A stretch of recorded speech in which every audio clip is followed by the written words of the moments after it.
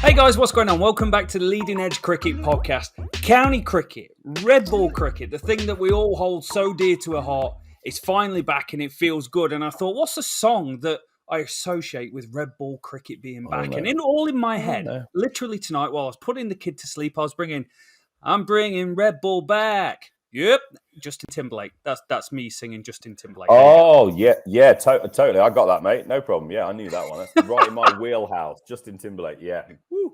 Yeah. rolling back the years. But it is good to have red ball back. And, celebrating successes of England red ball being back. There's two podcasts coming to you this week. There's one, the County Championship review of round one, which is exceptional cricket played all throughout the country. And two, a brand new podcast to the channel, England Watch, where we take a deep dive into what England players are doing each week, where they're going with injuries, how they're performing, what they're doing in red ball, what the guys doing in the IPL are, and all that jazz. You guys liked it on Twitter, and we're bringing it to your ears as well. Rich, it's good to have red ball back, right? It is. Can I just say firstly, it sounds incredibly depressing having to do a podcast about England Watch. It's a poor man's Which England player failed this week? Yeah. Which player we're really excited about? Which opener that I've thought is going to be brilliant and play for England for years fails dramatically every single week and makes me look like an idiot again? I can't wait to do that. I'm really looking forward to it. Yeah, me too, mate. It is going to be interesting. And, like I said, I just made a joke about it being crime watching. It's a good job we're not doing this when Ben Stokes was getting all punchy on nights out, because then it would be crime watch. Rolling back the years. That's like original Leading Edge Cricket podcast stuff circa 2018-19. Love it. There's happy times. County cricket's back. It makes us feel good. Amen. But I'm going to be honest, Rich. My initial response to county cricket being back was, when's it coming back? When is it? When does it start? Who's going to tell me about it? Quick, let me go and have a look on the ECB social media feed to see what's going on, because that's what I'm going to do. Yeah, long run-up's coming up. He's taking a swig of his coffee. That's how you're going to find out what's going on. And Rich, I couldn't find anything. There was nothing. It was literally like the county championship didn't exist. Did you look on Twitter? I did tweet about it? I did. And there was nothing there? A lot of people tweeted about it. Whoa, but did the ECB tweet about it? Not till late. Not till late. A little too late for my heart, to be honest. Yeah. Nice. It didn't. It's upsetting, isn't it? It's upsetting. It didn't do it for me. Like, show you love it. But any league around the world, regardless of what sport you're into, and I made this example on Twitter. I said, you imagine the NFL game week 1 kickoff, and an hour before kickoff, they go, the season starts today, everyone. FYI, sorry, we've not tweeted about you for 8 months. That might be an exaggeration, but it's a long period of time between drinks of coffee, and I wasn't impressed. Or the English Premier League going, Liverpool, Man City, Saturday, first game of the season. It's 2 p.m. on Saturday, and no one's been told it's going on. Like, it's cricket in England is still financially held up by Test match cricket, which is a red ball sport. This is red ball cricket. These are the players who, as of late, haven't been good enough coming up to the English team, and you're creating no fanfare about it. And I can remember we sat there and when we did our first ever county championship preview 3-4 years ago, mate. And I said, what a farcical event this is. Like, there was 3 or 4 games going on over the country. There was no talks about live streaming or the great radio access information that's available, listening to Brace on the radio. There you go. That's what puts me to sleep on a Thursday night when it's county championship season. I'm listening to a bit of Brace in my ears. And it's just always been farcical. Nothing's ever been made of it. And why would you do that to a sport that brings you in money? That is, there's cricket's unique that there's multiple formats compared to other sports, but it doesn't mean you should neglect one, particularly the one where the product, the players, are the things that's going to make you money if the England team's successful.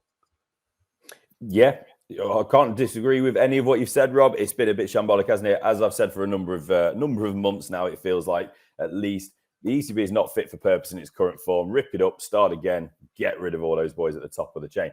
But it is here, though. This is a good thing. As frustrating as it was for you, scrolling around, where is it? I understand that, but it is here. And do you know why we knew it was here, Rob? Because it was snowing last week. That's why we know that the county championship is here. It's snowing. I could hear hamstrings and calves tightening up and down the country as these older boys were donning their whites and getting ready to take the field for the first time as the season did get underway. Shall we get stuck into it, Rob? Let's do it. How did it make you feel? Talk to me about that first day feelings, bro. What did they feel like? Well, this is it. The first day I was really excited, so I wanted to just see who did a few first things. It was really good that Cricketer also covered that off, so just in case I missed any, I was able to catch up through them. But it was, as we said, as the wisps of snow from the Trent Bridge Media Day were fading into our memory, it got underway. Typically blustery and damp day, beanies galore, wasn't it? I think Kent had an issue with kit, so they didn't have the nice big thingy knitted traditional jumpers, so they were a bit chilly. But 16 of the 18 counties did get into their whites, Rob, with just Lancashire and Yorkshire watching from home and having to wait until this coming week 2, to commence their season. So I wanted to just have a very, very quick look as before we go through all the games. Early impressive performers, and 2 openers were the ones that really caught my eye in that first hour or two. Firstly, when you see Surrey, Rob, there were 61 for none in the first hour. You're thinking Rory Burns. This man wants his England spot back. Burns, right? He's got off to a flight. You're wrong. Ryan Patel got that opportunity opening with him, and he struck the first 50 of the English summer, 52 deliveries, 50s. This is going to be a different summer, Rob. There's something going on. There's something in the water. He brought it up with a 6 off the Warwickshire skipper, Will Rhodes, who we were waxing lyrical about as being one of the most underrated county players going. Not long after this was going on at Edgbaston, Rob, down on the south coast, last year's LVCC leading run scorer Tom Haynes was shown us what all the fuss was about and why we should be so excited about his 23-year-old. Very classy left-hand as he cruised to a near runnable rate for most of the first hour, and he got his 50 in just 57 balls against Division 2 favourite Notts, who, just as a side note, were without rested Stuart Broad. Stuart Broad needed a rest because he's worked really hard in the West. Oh, hang on. No, he didn't go to the... No. Sorry, got that wrong. He wasn't in the West Indies, but Stuart Broad, for some stupid reason, was being rested. Anyway, keeping it with the bowlers, Rob, you'll be happy to hear. First wicket of the sun was taken at the other end of the country, right at the other end of the country, Durham's Matty Potts, who we're being told is somebody we should be keeping a closer eye on. He cleaned up Glamorgan opener Andrew Salter, whilst the first duck of the year was earned by Gloucestershire's Chris Dent. He was snaffled by Emilio Gay in the slips off the bowling of the evergreen 41-year-old Italian international Gareth Berg. When we get onto Northants, Rob, it's going to be another summer of Sanderson got 3 wickets, Gareth Berg got 3 wickets. It's just going to happen. That's how it goes. It is. It's just fact. It's just law and rules of life. The first 100 goes to Steve Eskenazi. 118 in the end for him. He gets the honours there for Middlesex. But last thing I'm going to just cover off here, I find it really interesting to see who's been given the opportunities early in the summer. And with Steve Eskenazi was a young fella called Joshua De Caires, son of M.A. Atherton and grandson of West Indian Frank De Caires, who represented West Indies in 3 tests in the 1920s, you'll be pleased to know. The 19-year-old was given the opener slot alongside Eskenazi. I think it was Eskenazi. Maybe Eskenazi came in a bit later, maybe. But yeah, he was given the opener slot and he repaid the favour of an opening day 80. So I was very interested to see that he's got that opportunity early. That's a few firsts, Rob. Any thirsts, even, not thirsts, because that's drinking. That's a different thing. Anything that you have got your eye on? First hamstring strain of the season. Ping! Joe Denley, gone. Gone. Didn't even get to bat. That's a really poor. You've done all the hard yak in the winter. You turn up first game of the season, ping a hamstring, can't bat. Gutted. And do you know what, though? That's going to knacker him for the rest of the season. I'm not saying he's going to be out for the rest of the year, but if you pull a muscle early on in the season, it takes a long time to get it right. And especially, let's be polite. He's not young. He's not a kid. So it's going to be a reoccurring issue, isn't it? And I'm not, it's the sort of thing that's going to be a real frustrating time for him to make sure he's 100% clear and he's got confidence in that as he goes forward. We need some sunshine for the poor man. Yeah, we definitely do, mate. So let's kick into it. The way we're going to run through this, we're going to run through Division 1 games, all 4 of them, then Division 2 games. And at the end, we've got the hot takes, baby. We're on Twitter at Leading Edge Pod. People have been tweeting us going, what's your hot takes? What's your hot takes? And you guys have been throwing them our way, and we're going to either buy or sell them at the end and say, yeah, you're right, or no, you're wrong, mate. So, Rich, let's kick into it. A bit of Division 1 action, please. Yeah, absolutely. So we're going to start over at Cheltenham. Essex, they hosted Kent. 1,163 runs, 20 wickets, 4 days. Long live county. Yeah. So Essex got underway 514, a 220-run partnership by Nick Brown and Alistair Cook. Nick Brown. Still going. They scored the chunk of the runs, but it was also a player that's made the move from Derbyshire. Leg spinning, batting all-rounder, 1,000 runs last year, Matt Critchley. Oh, is he an England player now, potentially? Now, he's at Essex, wasn't when he was at Derbyshire, but he got himself 132 as Essex put on that 514. In response, Kent matched that and then did a bit more. 581, Ben Compton, 129, Jordan Cox, 129, 21-year-old, his second century for him. Darren Stevens, got to have a mention of him, 51, and a certain young Matt Mills. We can just about claim him as he played one game for Newark under somebody else's name many years ago when he was too young. He got himself 67 as well. And a certain Jackson Bird, all the way down the order, the Aussie bowler, he was 53, not out. 68 for 1 declared for Essex in their second innings, and that's all we got. Notable for the old England watch, Rob, Dan Lawrence, he got himself 7 off 13 deliveries, batting at number 4. England watch, it's up to you what else you want to look at. But not many wickets in the game, a lot of runs, and most of those runs scored by 5 people. Yeah, Chelmsford's such a funny ground because Essex bat really well at it, but their bowling attack's been so good for so long that opposition teams generally score low. And you look at it and it's like, teams will average 30, 31, and you're like, it's not that easy to bat there. Sorry about that. It is pretty easy to bat. Just a really interesting game of cricket. I was a little bit disappointed with Dan Lawrence. He scratched around for a little bit, and then very similar to the West Indies, where he just shouldered an arms one and was like, oh yeah, sorry, that's out. And it was exactly the same here. He shouldered an arms one to Matt Quinn, who is actually a rogue Kiwi playing overseas on a UK passport. I thought I'd drop that in today. We need to talk more about the Kiwis. Bro. I think Critchley is one that catches the eye immediately because he's such a good performer for Derbyshire year on year at a really unpopular county, playing at Essex. If he can take wickets, not entirely certain that he's going to take loads, but he took some here. And there's one that's been doing the rounds on Twitter where the ball just goes straight. Doesn't spin an iota, but the batsman's shoulder and arms and the wickets are on the floor, mate. It's like, yeah, that's early season.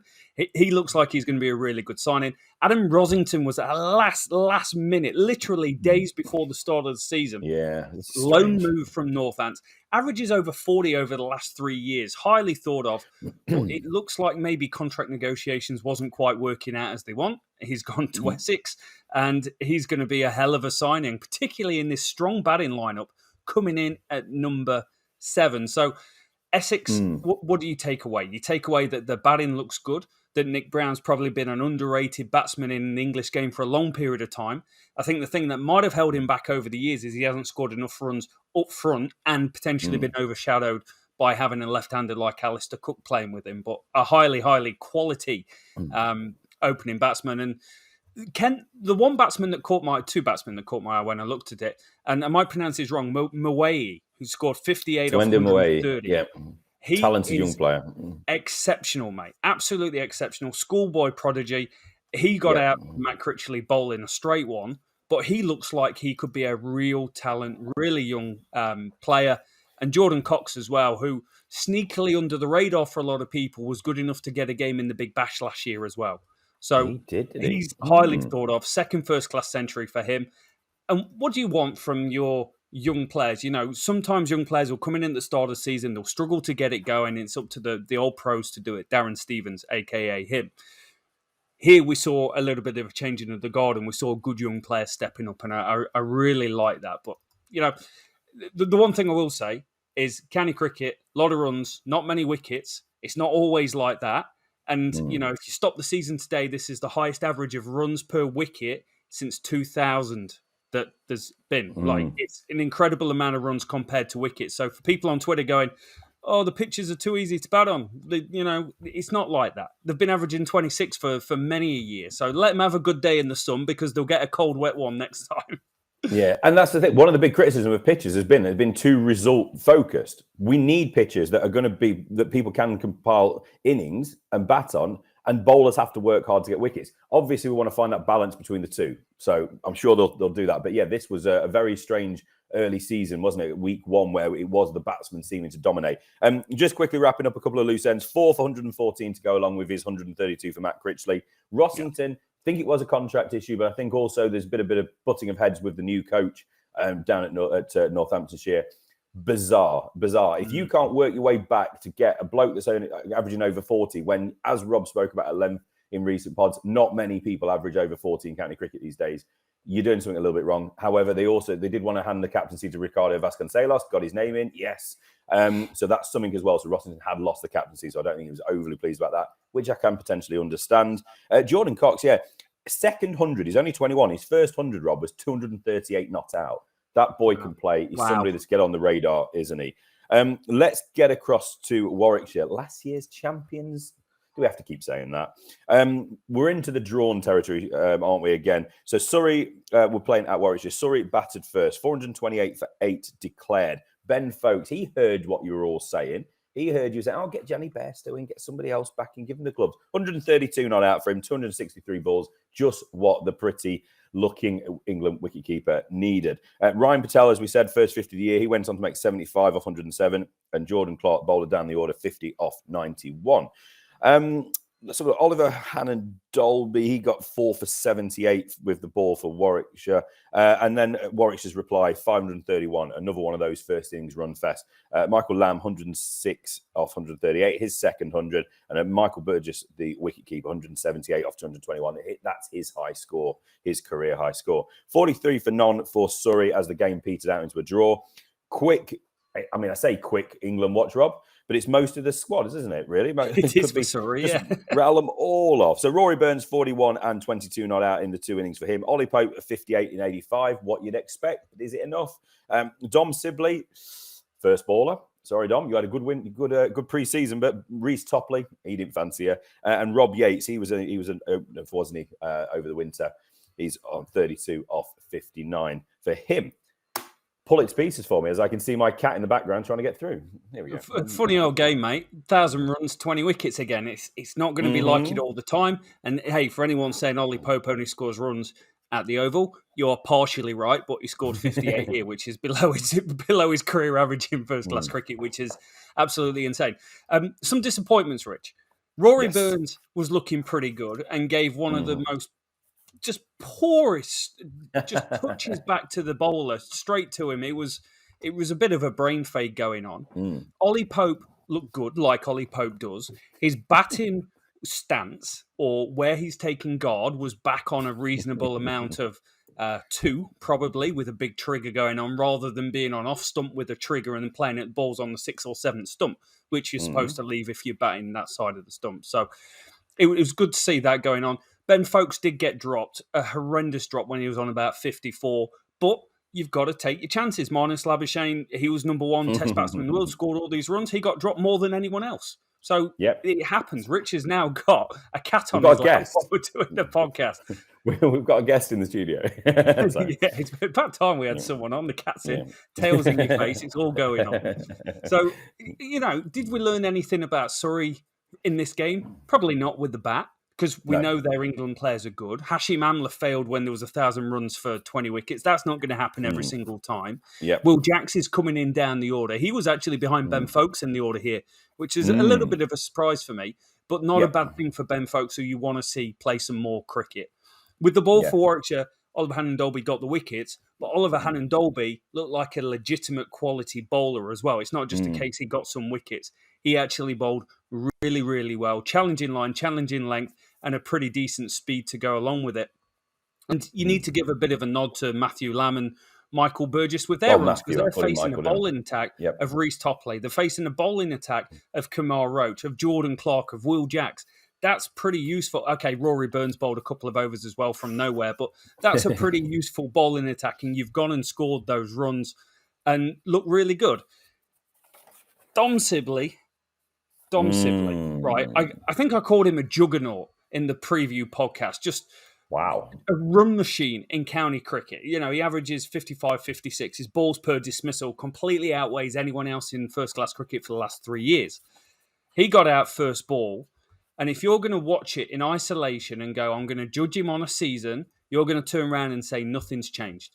Except that he played a shot outside off stump. The ball was outside off stump. He went hard with his hands. His feet was nowhere. His head was nowhere. Chopped it back onto his stumps. Gone first ball. So you can't take it in isolation. Give him a body of work. See what he's improved on, because we know in the preseason he's been looking pretty reasonable during that time. So what do we know? We know Warwickshire is going to be near the top of the table. They'll be happy with the batting performance, considering their top 5 specifically really got blown away in this.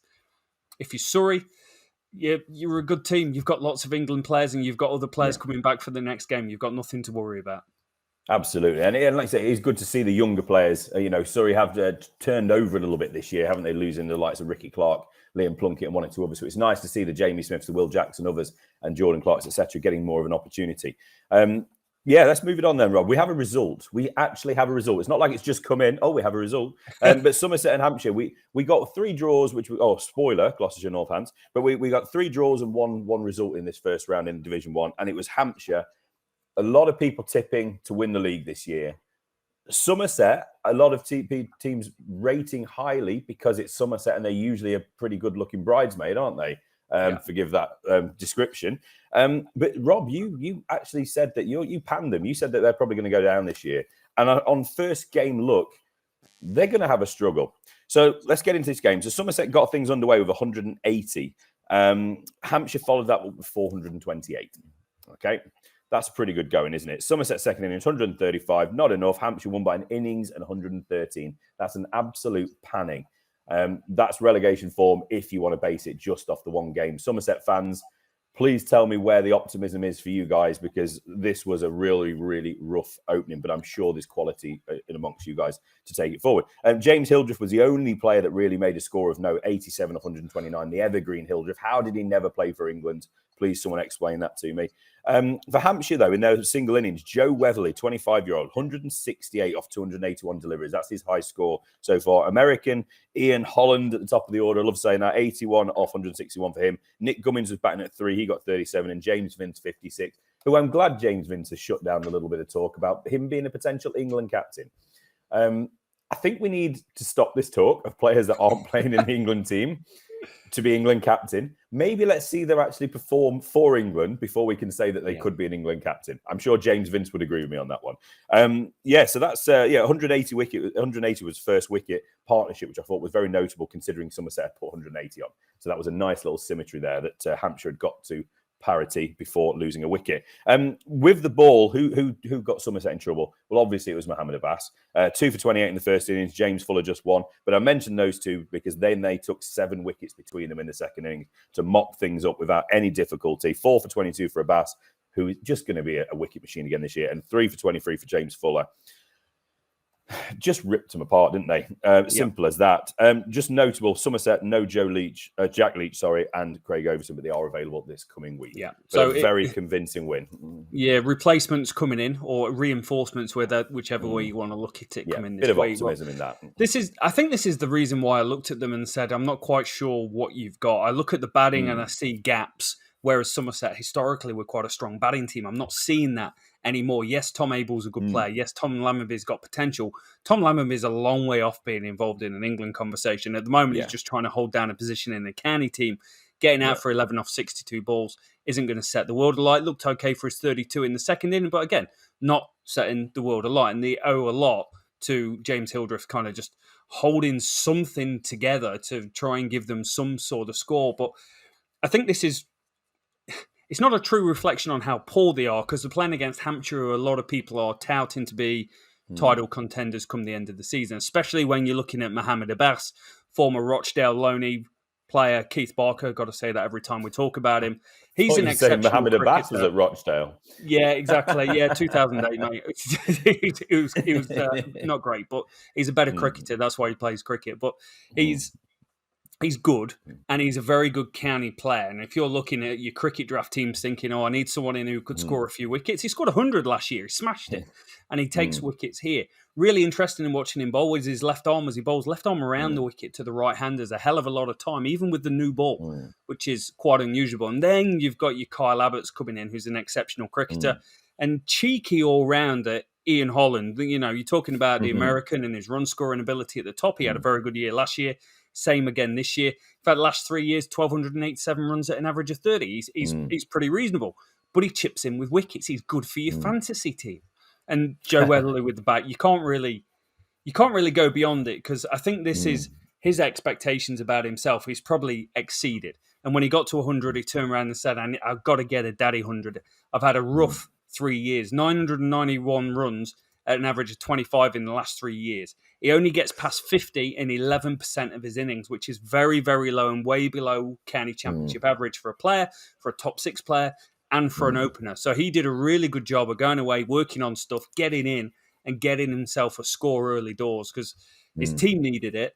And he probably needed it as well. He's still only about 25 years old. There's a lot of wiggle room in his career to keep building and getting better. And you get into that stage of your career, if you're 25, 26, you're only averaging 25, there's not that much cricket left in you where teams are going to invest. Yeah, 100%, Rob, 100%. So let's move it on. Let's get through the last game in Division 1 before we move on to Division 2. So Gloucestershire were at Northamptonshire. We do have another draw, but unlike the first 2 draws we spoke about, this one went close. This one was close to a result. Both teams vying for victory on that final day. So a really exciting one for the members and those streaming this game. So let's get it underway. Gloucestershire batted first, 223. Notable score here, James Bracey batting at 3. Feel like the way he's spoken and what we've heard about him, it feels like he's come again. Last year was a really tough baptism, wasn't it, playing for England? Didn't go anywhere near how he wanted. He looked like a rabbit in headlights. Very, very close to a tyre, basically. I think it was worse than a usual rabbit in a headlight. But he got himself 117, and he's looking good again. That's something I'm sure you'll be talking about. I want to mention Ryan Higgins. He only got 28 in this innings, but I'm mentioning him in every innings. That's why I want to mention him in this one. As we said when we mentioned Gareth Berg earlier, we're going to talk about Ben Sanderson and Gareth Berg. And in this first innings, 4 for 66 for Sanderson, 2 for 39 for Berg. They are, it's the oldest opening partnership in county cricket by a long way. It's about 80-year-old partnership, I think it is, not far off. So 2-2-3 for Gloucester in the first innings. Northamptonshire followed up with 3-6-3, very impressive. Rob Keir, 113 off 180. And that man, Gareth Berg, 66, batting down at 9. The man average is nearly 30, 28, I think it might be, at number 9. You can take that, can't you? Ryan Higgins, that man again, all-rounder, 4 for 68, leading the way with the ball from the off with Northamptonshire. 288 for Gloucestershire. They followed up. Dent finally got some runs after being the first wicket of the season. He got himself 54. Higgins, this is where it comes in, Rob. Not just with the ball, not just his 28. That's not what he's bothered about. He got himself 139. Superb innings for him. Tom Lace, 73, and Zafar Gohar, 53. Sanderson, 5 for 66. Berg, 3 for 52. Every innings. It's just them two. That's all we need to talk about. Final innings. Northamptonshire, for a while, were charging to victory, Rob. Rob Keir and Josh Cobb were going really well, but Gloucestershire, Higgins, McManus and Berg, 2-in-2 balls, consecutive deliveries. They set up their attempt at trying to win. So the first off, Northants were going for it, and then it was Gloucestershire. 272 for 8, it finished. It was 5 slips. They were just on for it. Sanderson, last man, padded up, waiting, nervy, going in there. Ryan Higgins, man of the match. He got all those runs. He got 3 for 47 in this innings. He dropped to caught and bowled in the last over, Rob. 4 deliveries left.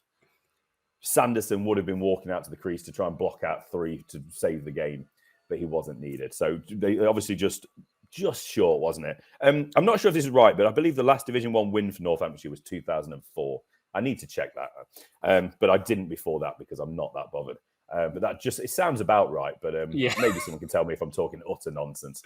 But they were very, very close and good value on their return to Division 1. So they're going to compete, aren't they? Gloucestershire, pretty good performance. And it's just great to see Ryan Higgins perform so well with bat and ball. Yeah, you've got to see Higgins do his stuff, mate. He's such a good cricketer. 1,500 runs in the last 3 years at an average of 36, mate. Way above average, constant performer. Add into that 53 wickets at an average of 23. It might not be the most wickets in the world, but they're at a really good rate, a really good economy rate, and he just performs every single time he takes the pitch for this team. He's an exceptional cricketer, a good team man, great set of hair going on him. I like a bit of that. It's rolling back the years, but yeah, he's the glue. He's the glue. Every team in county cricket, if they've got someone like Higgins, are always in a really, really good position. And you add to that, you've got James Bracey in the team. And it felt like a reinvigorated James Bracey. His 117 came off 209 balls, 50% of the team's runs. You take that 117 away and you've only scored 223, you're in a real state. So he needs a lot of credit in a low-scoring game for making a really good performance. Yep. And like you said, rabbit in the headlights against New Zealand. Most England batsmen were, except Dom Sibley batting on that 5th day trying to play out for a draw. But he needs runs and he needs the ability to score big runs. 1,396 runs, an average of 34 over the last 3 years. His problem is he's only made 3 centuries in that time, Rich. And really, to be in the England conversation, it isn't you have to be averaging 40 in first-class cricket, because 40, I think only 8 players who's batted a minimum of 10 innings over the last 3 years average 40. It's a ridiculously low number compared to what you'd expect. But we need him to make centuries. If he can make 2-3 centuries over the course of this season, maybe 2 before the test matches come round, then you're putting yourself in the conversation of, hey, I might be an England cricketer. And I've seen it. I can't remember who we was talking about. It might have been Chris Dent we were talking about on Twitter with someone. He's like, why hasn't this guy played for England? He's averaged over 40, 4 years, particularly 2016 to 2019. Insane numbers. But you break down his stats, he didn't score a run in April and May when England are looking for players. All his runs came in the back end. So you've got to make the impressions really at the right time to get things to work for you, to get noticed, Rich.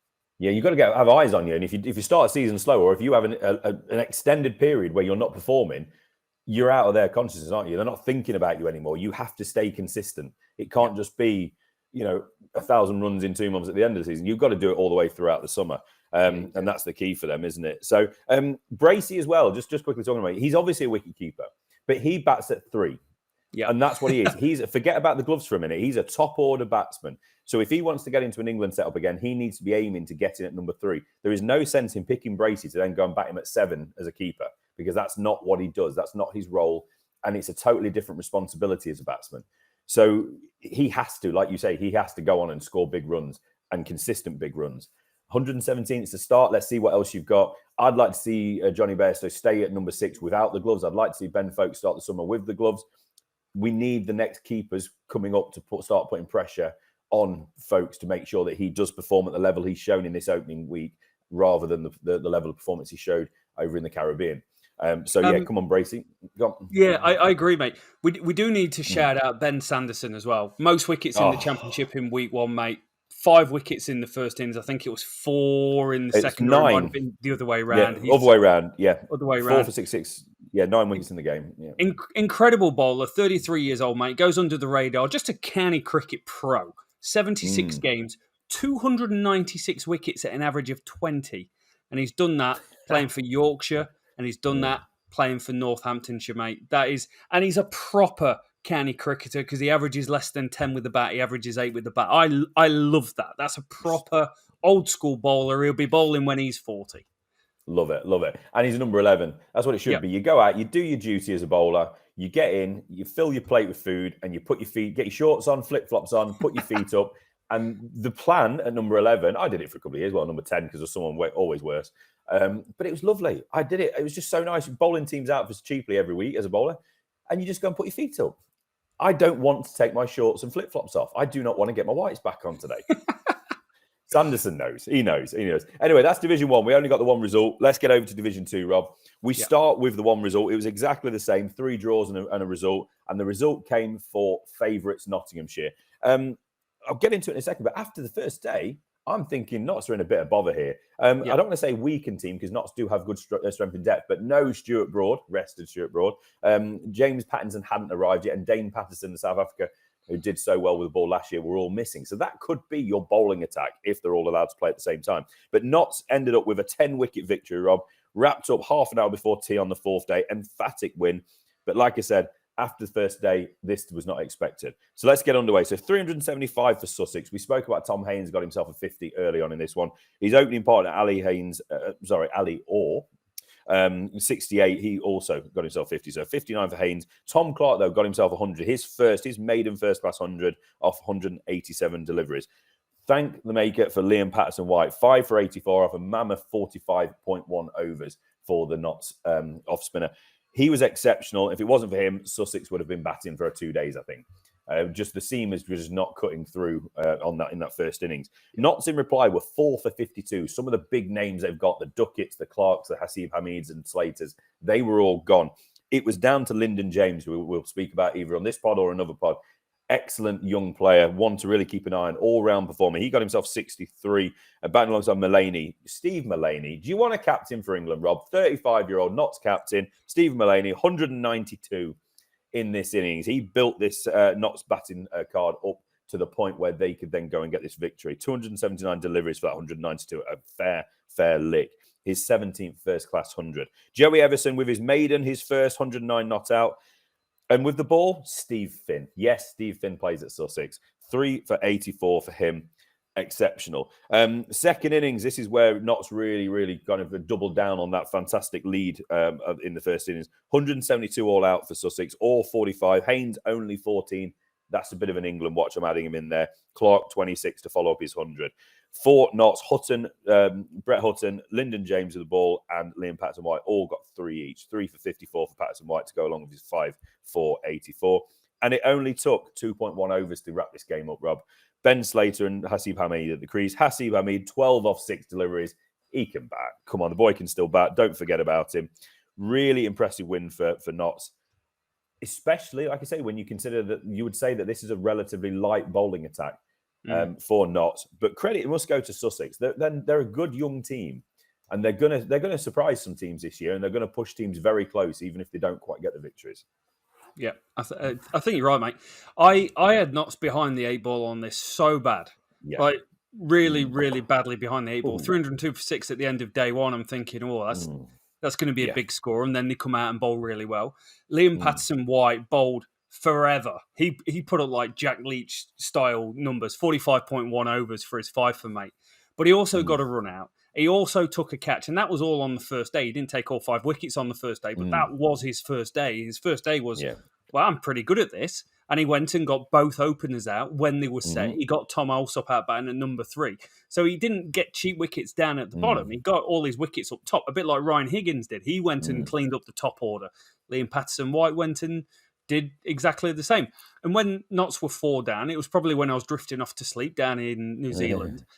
When I woke up, Steve Mullaney was going a bit crazy. And this is great. And then the next day, they're going a little bit more crazy. And Joey Everson gets 200, Steve Mullaney gets 200. It's like, wow, that is the backbone of how good a team is. What are you like when you're put under pressure? Because it's not easy. But it's easy to win games when you've rolled a team for 200. Yep. It's easy to win a game when you've scored 500. But when the opposition have scored anything over 300 and you're 4 down for 90... you're going to learn a lot about yourselves pretty quick and where you really are as a team. And just the sheer quantity of runs that came from Lyndon James batting at 6 downwards. 1, 2, 3, 4, 5. Sorry, 5 downwards. He got 6-3. Mullaney, 192. Tom Moores and Liam Patterson-White both chipped in with 40, mate. Brett Hutton batted 36 balls for 18 at 10. Yeah. All chipping in to give them a really good score. There you go. 5 for 160 they were, and they ended up 534. You've learned a lot about yourself. And then you go and perform with the ball, and you perform really well against a team that batted really well, particularly their top 6 in the first innings. Again, you've learned some stuff about yourself. Brett Hutton didn't bowl very well in the first innings, bounced back, bowled really well. Lyndon James, who Stuart Broad's come out and said, hey, he could be one for the England future, he goes and gets 3 wickets. So it's such a quality performance against a team that is young, it is inexperienced, but we're on top for the first 4 sessions of cricket that was played, and then you came back and won the game. Absolutely. And that's the thing, Notts will always get criticised, rightly or wrongly, depends on your perspective about where their players come from. But Everson, Lyndon James, Tom Moores, Liam Patterson-White, alongside the likes of Luke Fletcher and others, are young, homegrown Nottinghamshire boys. So long may it continue. Great opening win for the favourites. Give them a lot of confidence. Where they were after a couple of days, day and a half, Notts were worried. Let's get across to Lords, Rob. HQ, Middlesex were hosting Derbyshire. It was a draw, and it was a positive first performance, I think, for Derbyshire, for Mickey Arthur's reign at Derbyshire. So first innings, let's get underway. 401 for Middlesex. Joshua DeKers, as we mentioned at the top, 80 for him. Steve Eskenazi, 118. Robbie White, 65 in the middle order. Alex Thompson, 4 for 103. 28-year-old Offie. He got himself a decent return there. Saranga Lakmal, really good signing. He's going to help off the field as well, the Sri Lankan experienced international. 2 for 100 for him. But it's just worth mentioning that he's in and around the setup for Derbyshire. Derbyshire 304, another overseas player. Shan Masood, the Pakistani opener, 91 off 152 for him. Anuj Dal, 52. And Thompson, that man again, he was having a good couple of days. He got himself 45. Tom Helm. We're seeing a bit of return of Tom Helm. A few years ago, we were quite excited about him. Big seamer, 3 for 52 for him in this one. He got himself 3 wickets in the second innings as well. Let's have a look. Murta, Bamba, 2 each for them, and Toby Rowland-Jones as well. Tim Murtaugh, I think he's got himself a bit of an injury as well, so that's a bit of a disappointment for Middlesex. You might be able to confirm that one for me. So the games, you're thinking Middlesex are on top of this one, but Middlesex stumbled a little bit, but they did get a chance to declare and set up a total that could be chased. They got 258 for 5, White 81, Holden 82. So the top order didn't really fire, but then they did get it in the middle order. Sam Connors 3 for 61 for the 23-year-old for him. So there was a target of 356, which was set maybe a little bit high, perhaps, if you wanted to really go for it. But Notts did show some positive. Derbyshire showed some positive intent early. That was a dark one, wasn't it? But they didn't really sustain. I think that's the way of putting it politely, isn't it? 255 for 5 for them. Masood 62 off 68, and then Wayne Madsen 54 off 72. They were 197 for 2, but Tom Helm with 3 for 49. 19 balls, he got those 3 wickets in, completely changed the complexion of the chase and pretty much put Derbyshire to bed. So they were on, I think that was at tea perhaps, 197 for 2. So they could have gone on and they were probably thinking they had an outside chance, but Tom Helm with a superb performance, 6 wickets in the game for him.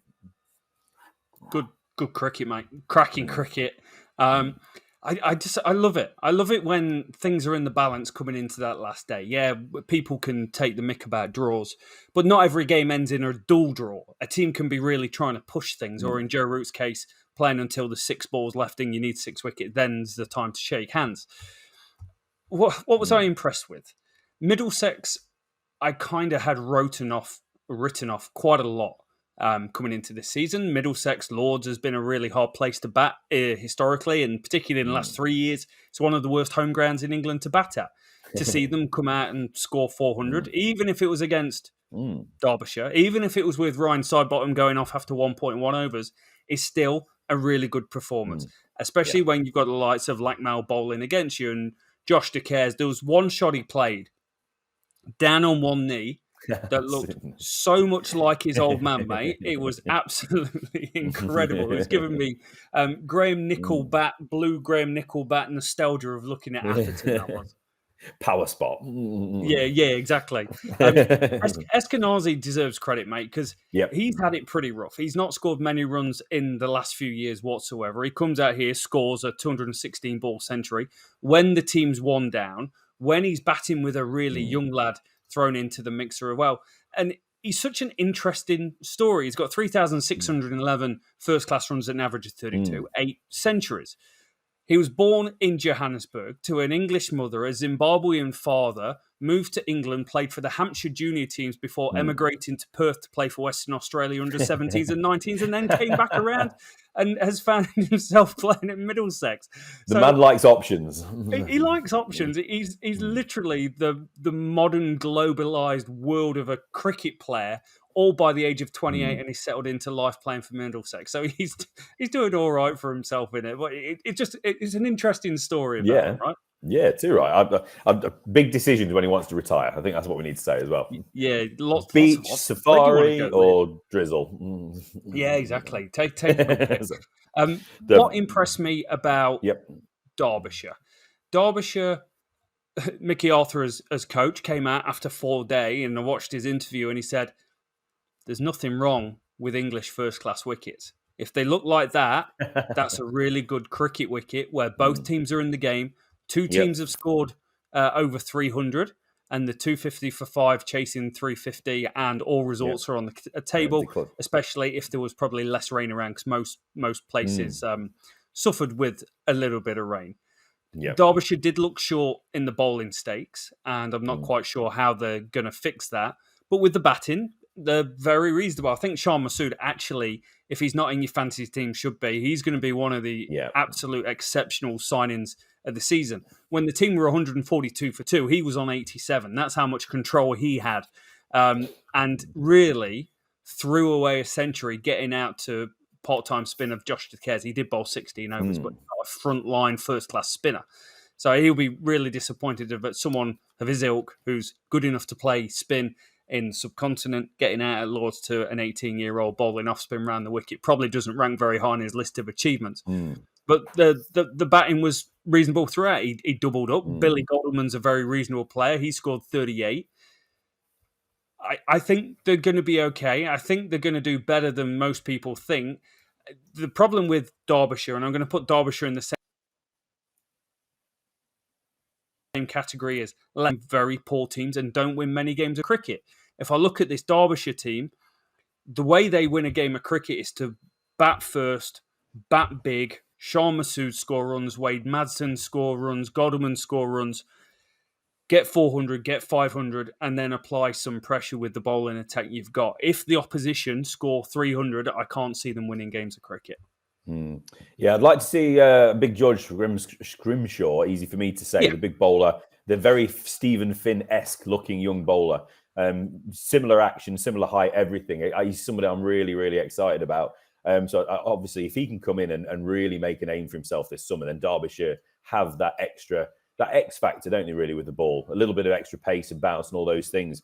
But we'll have to see. But yeah, it's going to be a struggle for Derbyshire. We know that. But it's so lovely to have a Mickey Arthur in the county cricket and having that outside perspective and having a voice that everybody's going to turn and listen to. And if he says that the pitches are okay in that respect, then that's not a bad start, is it? Yeah, they're all right. Absolutely. 2 games to go, Rob. Let's rattle through these so we can wrap this one up. Worcestershire against Leicestershire. We have a drawn game at Grace Road. Worcestershire batting first, 348. New captain, Brett D'Oliveira, 118 off 235 balls. He'll be happy to get that one straight off the bat. Straight off the bat. I like what I did there. Ed Barnard, 57, and Joe Leach, he got 70. Chris Wright, 3 for 53, and Ed Barnes, 3 for 74 for Leicestershire. In response, 213, a bit of an underpar score, but 31-year-old Lewis Hill got himself 93 off 114 deliveries. He had a really good summer last year. He's made a good start as well. Joe Leach carried on with his form in this game, taking 4 for 37. Ever reliable. Veteran seamer, I think we'll call him that. Worcestershire tried to get a result going in this one, 234 for 5 declared. Ed Pollock, 112, his first 100, and obviously his high score. And Jake Libby did finally get himself up and running with 75 off 101 deliveries. Leicestershire, they set a 370 target. They stuttered and stumbled along, 218 for 9, but they did save the game, obviously, in the end. Hassan Azad, 104. Great to see him getting runs as well as Jake Libby. Not much else, but they did hang on. Josh Baker, 4 for 51, and Dylan Pennington, 3 for 36 with the ball. So Worcestershire will have been, I think, quite pleased with that one. They did what they could to try and set the results up, but Leicestershire, 213 and 218 for 9, batting is probably going to be a concern. Yep. Leicestershire will be very happy. And I think rightly so. Worcestershire is a good place to bat. The groundsman, we've been tweeting this week to him saying, hey, Worcestershire, buy him a beer. This place is underwater every single winter and they come out, produce roads, one of the best batting grounds in the country, mate. That's outstanding. But he's gone now. That same bloke, he's chucked his notice. He's gone. He wants to look at new opportunities. I think they brought in some consultants over the winter, and I'm just filling gaps in. But I'm thinking he might be a little bit upset. It's like he knows what he's doing. You don't need flipping consultants over the winter. So yeah, apparently he's moved on. I think the same person that you were interacting with. That's pretty sad because he amazingly manages to get cricket on. And me and Rich, we played our cricket, or Rich still plays his cricket at Newark, which is in a bowl and floods and causes massive damage. And the fact that they can go and get it on, they know something that other grounds don't, because it's quite outstanding that they put up these pitches, mate. Absolutely, 100%. Performances. Right, there's a couple of moments here. Azhar Ali is batting at number 3. He bats at number 3 for Pakistan. He's got 8,000 test match runs. 37 years old. Well... he ran himself out for 2, which looked like a little bit of nerves playing for Worcestershire against Leicestershire in Division 2 of the County Championship. And Jake Libby fell on his arse the whole time it was going on and then got out for 1 in the second inning. So that is, for a Test match player of 8,000 runs, a pretty poor performance, to be fair. It's a great leveller. County cricket is the great leveller. We'll bring you down to our level. Don't you worry about it whatsoever. One bowler that goes under the radar that is constantly performing for a reasonably poor Leicestershire team year in, year out is 36-year-old Chris Wright. Incredible career, 516 wickets at 31. He's been getting better year on year. He moves the ball heaps, just lots and lots of movement when he's bowling. He is the rock of this bowling attack. He picked up 3 wickets. Wisden released an article going who could be England's next spin bowlers, and Callum Parkinson was on the list. And other than being a brother of Matt Parkinson, I don't quite feel that's the right comparison to make. He averages 37 with the ball from 42 games, 100 wickets. That's not quite in the same category of conversation as Matt Parkinson, who averages 20 with 100 odd wickets. So completely different players to be talking about. Other moments of the game, George Rhodes, right, comes out to bat at number 3. George Rhodes, really excited, start of a brand new county season. You just want to get a run. You want to get a bit of luck. He's 28 years old now. He's played 32 games, but he's never scored a century. Comes out to bat, nicks off to slip drops it. Everything's great. Except the wicketkeeper, Cox, takes this amazing diving one-handed catch on the rebound and sends him on his way. George Rhodes, thank you very much for coming. Hope you had a better time in the second innings. No, sorry, I got 12. But they were two moments in the game that I went, wow, that's a little bit rough first game of the season. Worcestershire batted good. Jake Libby would have scored 100 any other time, except they were trying to bat as fast as they can, score as many runs as they can before the end, and he got back just playing a really average pull shot to, I think it was Ben Mike. He was playing it off. And I want to say that Ben Mike is son of Greg Mike, who used to play for Notts, but that's can't. Correct. It's true. Yeah, it is correct. Yeah, it was 4 for 27. I should have given him a mention in that second innings as well. So he got himself 4 for 27. Yeah. So some wickets kind of just thrown away at the end, trying to do good for the team. But Hassan Azad deserves all the plaudits that he gets. 96 overs of batting to be able to play out for the draw. He's there for all 96 overs, 104 out, 280 balls, 378 minutes. That's great. He's been quality for a long time in English cricket, mate. And because he's at Leicestershire, he is not thought of whatsoever. When we did the County Championship pod last year, I spoke how highly I thought of him. Yeah. And time's just passing him by. He's 28 years old and 95 days. That's cool. Moved to England when he was 15. He was playing for Pakistan under 15s under the leadership of Babar Azam. That's how highly he was thought of in Pakistan. He came across to England. He played for Lincolnshire, played for Leicestershire 2s, Nottinghamshire 2s. Notts as well, yeah. Essex 2s. And he's averaging 40. He's averaging 40, opening the batting, 7 centuries, 2,500 runs. If he's batting somewhere else for a different team that isn't if he's at Nottinghamshire, he's got a chance of making England. But I was going to say in the 3 counties, Notts, Lincs, Darbs, but it's not that. It's not as harsh as that. But if he's not at Derbyshire or Leicestershire, he's in a different conversation about how good he is. If he's playing at Lancashire or Yorkshire or Surrey, he's in already. Yeah, he is because it's exceptional. They're exceptional stats. But it's the same as Jake Libby. Jake Libby was at Notts, and then he's obviously moved across to Worcestershire. He's probably, he kicked on more than you would ever expect he would have done from Nottinghamshire.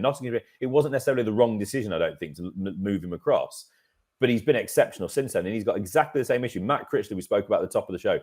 He was at Derbyshire. He's not getting a game for England while he's at Derbyshire, but now he's at Lancashire and scoring runs. Suddenly, he'll be on the radar. It's like a new person. Hassan Azad is exactly the same thing. If you move him to Surrey, he's played for England already or somewhere like that. Yeah. It's simple as that. Callum Parkinson, just want to mention, yes, Matt Parkinson's brother, spinning duo, aren't they, in the family? Only Simon Harmer beat him with the number of wickets he took as a spinner last summer. So stats over a career is one thing, but stats of last year, if we're looking, we can't look in isolation, but if we look at the player he is from last summer through, I can see why people are potentially saying he needs to be in a conversation. He's more mature as well, and I think he can probably hold the bat a little bit better than Matt Parkinson and Amar Verdi, which is what's holding those two young fellas back as well. So right, shall we wrap it up? Last one. Yeah. We had a bit of snow, didn't we, in Glamorgan?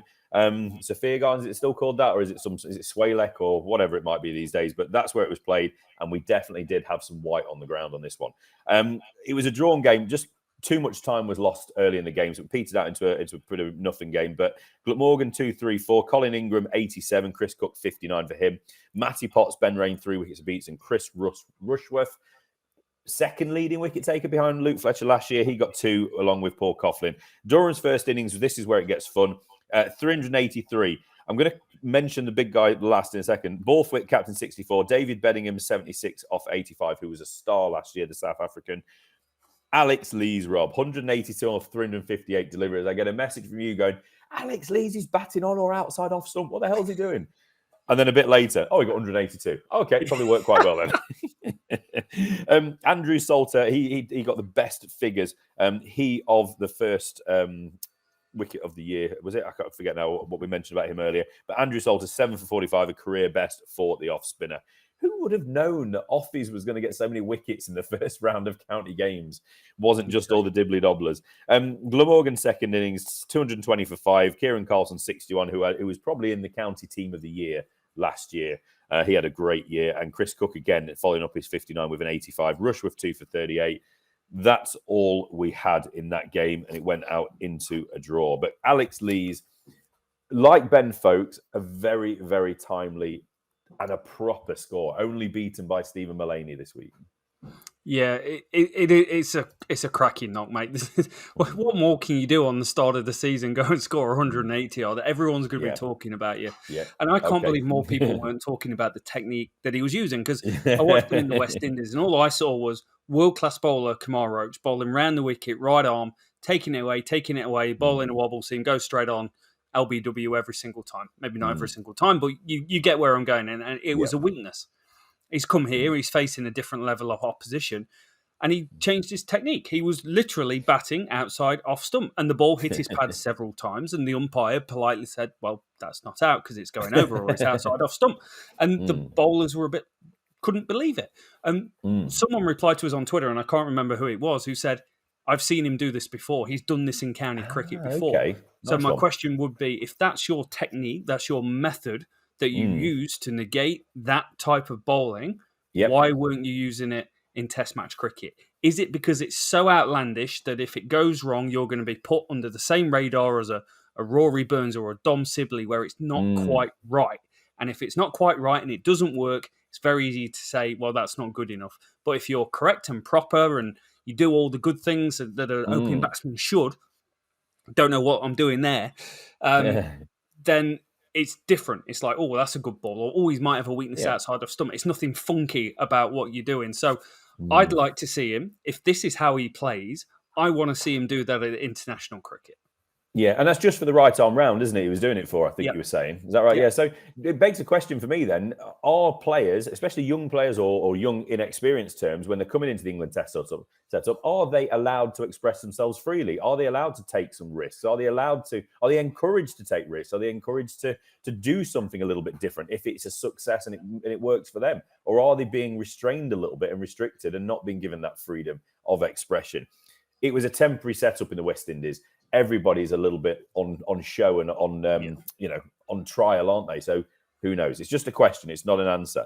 But that gets us through it, Rob. 2 results, plenty of draws. Yorkshire get underway this week. Just Yorkshire and Lancashire, wasn't it, who didn't play? So Yorkshire are at Gloucestershire, whereas Lancashire at Kent. Just wrapping through the others as well. Somerset hosting Essex. Surrey at the Oval hosting Hampshire. In Division 2, Derbyshire against Sussex. Durham against Leicestershire. And Notts get underway at Trent Bridge against Glamorgan. Notts Glamorgan could be a good game, mate. Yes.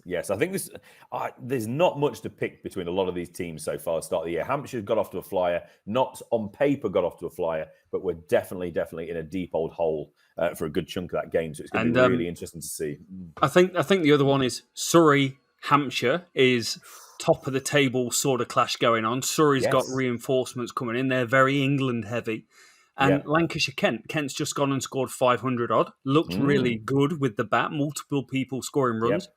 Lancashire have very good bowling reinforcements coming back into their team. So they're probably the games that I'm most looking forward to this week. Yeah, absolutely. But we're underway, Rob. We're underway. Cricket season is underway. Hopefully the weather starts improving and we can see some great cricket as we go through this summer. We are. So the final bit of the podcast. So you guys have come to us in your droves on Twitter about the hot takes. What are we buying and selling, Rich? So Maxi Mids was the first to reply. And he basically said, we need 5-day games in county cricket. Okay. Don't care if it's unpopular or not. That's not the point of it. Is there something in the laws preventing it for that reason, which I don't think either of us are going to know the answer. But 5-day county championship cricket, ? I don't dislike the idea, but I think the problem is it's the calendar. I don't think there's room in the calendar for 5-day championship cricket. Sadly, we've got the 100 cluttering things up, haven't we? It's just Yeah, I think that's the short and tall answer of it. If we don't have a long enough summer in England, we're talking about snow in the start of the season. We're going to be talking about whatever at the end of the year, the nights drawing in, and we're playing under floodlights just about if we go too long. It just can't fit it in. I think that's all it is. Yeah, I'm gonna sell it. You can't fit it into the calendar, Sadly, and it'll be too hard for players to play 5 Test match cricket, 5 days, Keep have going. 2 days rest with something else in between. It just wouldn't quite work, but it's a good one. Brad Robson, 2605. Matty Potts' quality. This must be coming off his first ball, Rich. Buy or sell? Yeah. Is he quality? I mean, he's got potential to be quality, hasn't he? And he's made a good start to his career. What is he, 23 now? Yep. Is something like that? So yeah, he's got potential. I don't see enough of him to know if he's quality or not. Obviously, I have my Notts bias and England bias, but he certainly has the potential. There you go. I'm in between. I'm holding. I'm not buying or selling, if we're using that vernacular. I'm buying. I'm buying that he's good. He's England under 19 honours. He's got a 3-year contract until 2020. He's obviously got another contract since then. 46 wickets in 19 games, a best of 8 for 98, an average of 33. Economy is slightly high, but he's good in all the formats that he's playing in, Rich. He averages 23 with the ball in List A, 22 in T20, and even got a game in the 100 last year. Add to that, he averages about 20 in every single format. I'm buying. He's pretty decent. Like the sound of it. Good shout, that one. Egg Bassett. Higgins and Bracey should be knocking on the door for England. Buy or sell? Well, I'd probably split the two. But Bracey should be knocking on the door. But after what he did last summer, he's sort of retracted his hand away from the door at the moment, isn't he? So yes, he should be. Ryan Higgins, he does not get enough love. When England last COVID times, when we were looking for an all-rounder, I think Lewis Gregory got a shout, didn't he? Got him for momentarily. Ryan Higgins was the player we were talking about that probably should have filled that role. But the big question mark is, and I'd say this with all love because Ryan Higgins is a very similar bowler to me, right arm nibbler. Would he be seen as an all-rounder in Test cricket? Or would he be seen as a batsman that bowls a bit? So as good as he is as a bowler, in the international arena, I wonder whether or not he just doesn't quite have enough pace and zip to be seen as a genuine all-rounder. But absolutely, why not? He's the sort of cricketer that should play for England, or he would have done once upon a day. The Mark Elams of this world. He should be given an opportunity at some point, but where and how, I do not know. So you're selling? I'm holding again. I'm very cautious in this market. So. I'm very cautious in this market. Bracey, I'm buying. He should be knocking on England's door. The reason he's not is purely down to himself. That's the way I look at it. Yep. Poor against New Zealand, 8 runs in 3 innings, looked to fish out of water. Tim Southey had him wrapped round string. Still picking his off stump up and his bottom lip from when he walked off. So, that's down to him. He hasn't scored enough hundreds. I've already touched on in the podcast. That's down to him. Can keep the gloves. Plays at an unpopular county. That's down to him. Go and score some more runs. You'll be part of the setup. You bat at 3. We're crying out for a 3, so Root can bat at 4. I think England like him. Exactly. Looks a good bloke. Like the way he plays his cricket. Yep. That's down to him as well. Higgins is classmate. I've said 1,500 runs at an average of 36. He's above average, way above average county championship batsman, and 53 wickets at 23. For me, he plays for England. I'm buying it. I don't know if he plays for England in first-class cricket, T20 or one day. I'm not quite sure how it's going to fit.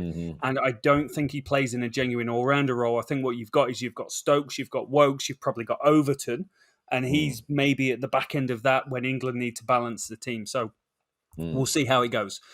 Crick Ollie, who's mega keen on Twitter, he's always tweeting. Great guy. Good man. Hot take. Good man. Lyndon James will be the Ben Stokes replacement for England. Buy or sell? I like that. I'm in on this one. I'm buying early stock on Lyndon James. He's looked good for a while, hasn't he? He impressed me first with the ball. I was talking to Rob about this previously, and I might have even mentioned on the pod previously. I'm a bit of a nerd when it comes to stuff like this. He's got a great wrist position. He just angles that wrist sometimes. The ball suddenly darts in, offers it away a little bit, but it's that wrist. He's really, really strong. So technically a very, very good cricketer already. He's a leader. He can bat. He can bowl. He's had big scores already last summer. He started off well this year. 100% he will play for England. Pre the County Championship preview podcast, spoke to our shared friend Dave Bracegirdle, who does the Radio Nottingham BBC commentary.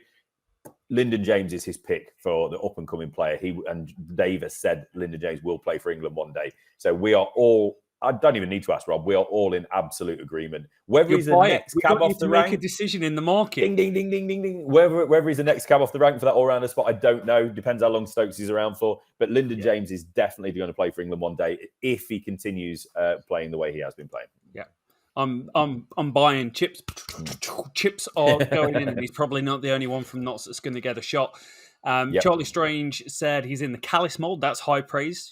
Ooh, high like praise. that. 10,000 test match runs, 300 wickets, probably 300 catches, and 160 tests.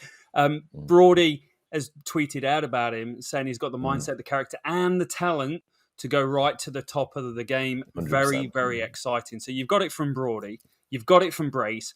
We've bought into it. We're buying it like it's crypto, and we are all over it. So that is the hot takes for this week. So if you want to join in hot takes next week, at Leading Edge Pod, we'll tweet out at the end of day 4 of the County Championship, where you can come to us with hot takes, and we'll buy or sell what you're saying. They can be as ridiculous as you like, or as easy as you like, whatever you think. But that's us wrapped up. That's County Cricket round 1. It's been good. Round 2 is right around the corner. YouTube streaming is right around the corner.